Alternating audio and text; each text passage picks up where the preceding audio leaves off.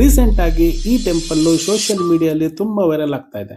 ಈ ದೇವಸ್ಥಾನ ಇರೋದು ಎಲ್ಲಿ ಅಂತ ಹೇಳ್ತೀನಿ, ಈ ವಿಡಿಯೋನ ಕೊನೆ ತನಕ ನೋಡ್ರಿ. ನೀವೇನಾದ್ರೂ ಈ ದೇವಸ್ಥಾನಕ್ಕೆ ಆಲ್ರೆಡಿ ಭೇಟಿ ಮಾಡಿದ್ರೆ ನಿಮ್ಮ ಅಭಿಪ್ರಾಯವನ್ನ ಕಾಮೆಂಟ್ ಅಲ್ಲಿ ತಿಳಿಸಿ. ಹಾಗೆ ಈ ವಿಡಿಯೋನ ಸೇವ್ ಮಾಡ್ಕೊಳ್ಳೋದನ್ನ ಮರಿಬೇಡ್ರಿ.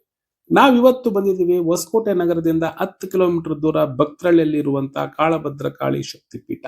ಈ ದೇವಸ್ಥಾನ ಪ್ರತಿಷ್ಠಾಪನೆಯಾಗಿ 36 ವರ್ಷಗಳಾಗಿವೆ. ಇಲ್ಲಿನ ದೇವಿಯ 58 ಅಡಿ ಮೂರ್ತಿಯನ್ನ ದರ್ಶನ ಮಾಡಿದರೆ ಮೈ ರೋಮಾಂಚನಗೊಳ್ಳುವುದಂತೂ ಖಚಿತ. ಈ ದೇವಸ್ಥಾನದಲ್ಲಿ ಒಂದು ನಂಬಿಕೆ ಇದೆ. ದೇವಿಯ ಮೂರ್ತಿಯನ್ನ ತಲೆ ಮೇಲೆ ಇಟ್ಟು ಪ್ರಾರ್ಥನೆ ಮಾಡಿದಾಗ ದೇವರು ಬಲಕ್ಕೆ ತಿರುಗಿದರೆ ಕೆಲಸವಾಗುತ್ತದೆ ಎಂದು, ಇಲ್ಲ ಎಡಕ್ಕೆ ತಿರುಗಿದರೆ ಕೆಲಸ ತಡ ಆಗುತ್ತದೆ ಎನ್ನುವ ನಂಬಿಕೆ ಇದೆ.